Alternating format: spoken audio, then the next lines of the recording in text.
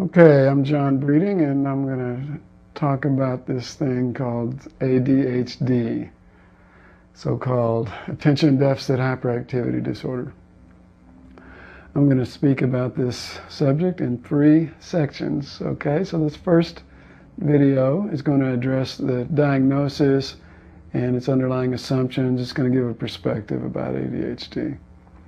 And then I'm going to provide a few key principles and things to remember in part 2, oriented towards parents or any adult really who works with young people who may be caught up in some dynamic going down this slippery slope called an ADHD diagnosis, right? And then in the third part, I'm going to share a little bit on counseling children in a generic sense, about working with children in terms of their emotional dynamics and relationship dynamics. So part 1 is going to be the nitty-gritty about attention deficit disorder, so-called, and how that fits into this thing called biological psychiatry. I'm also using my book as a guideline, and I'm happy to share this one because this is a revised edition, updated and expanded, of The Wildest Colts Make the Best Horses. And the cover is a great one from a photographic image from Tony Stromberg, and Mike Williams actually laid out the cover for me. So thank you to those 2 guys. The Wildest Colts Make the Best Horses.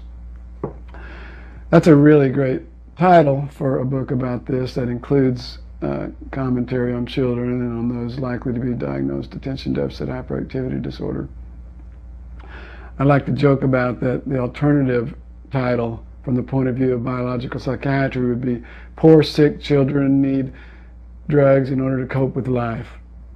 Instead, the wildest colts make the best horses, defending the spirited nature of our young people.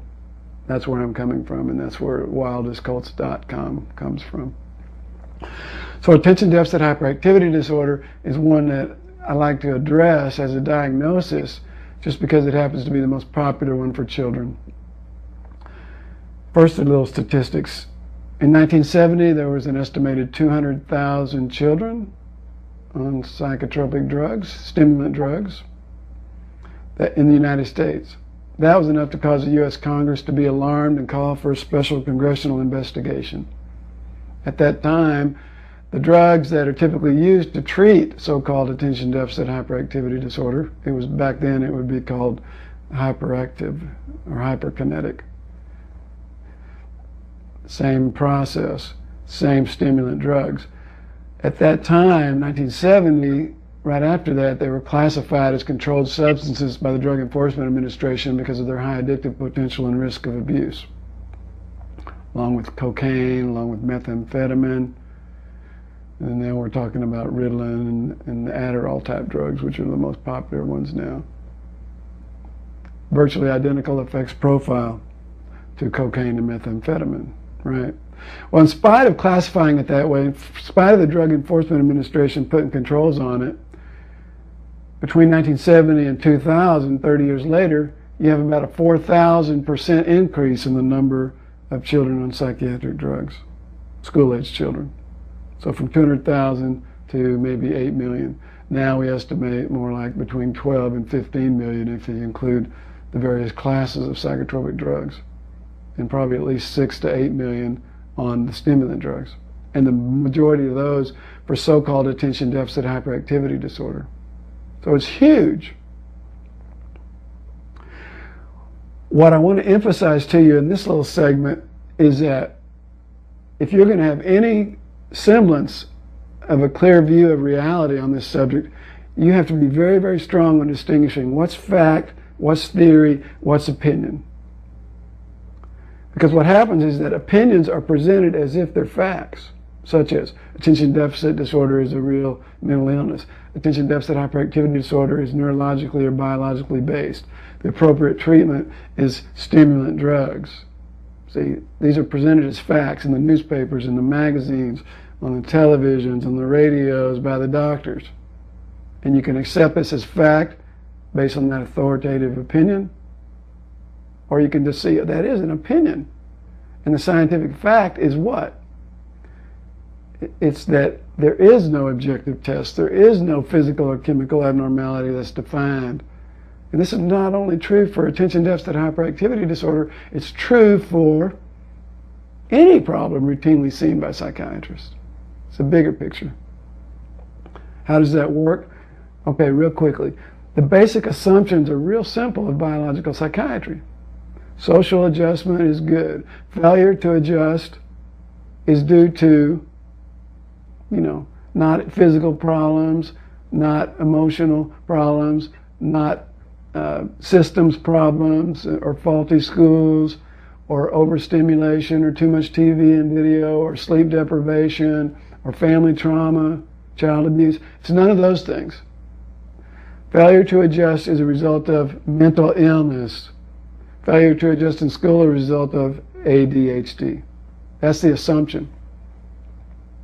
This is not scientific facts. These are just assumptions, but it's important to understand them.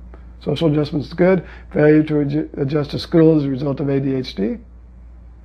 Third assumption, ADHD is biologically or genetically based. That's an assumption. Zero scientific evidence to support that. No objective test. No identifiable physical or chemical abnormality. The best way to back off a doctor on this? So show me the lab test. Can you do a test to diagnose and identify this physical or chemical abnormality? Show me the scientific literature whereby you can identify the signs to distinguish someone who has this alleged disease and someone who doesn't.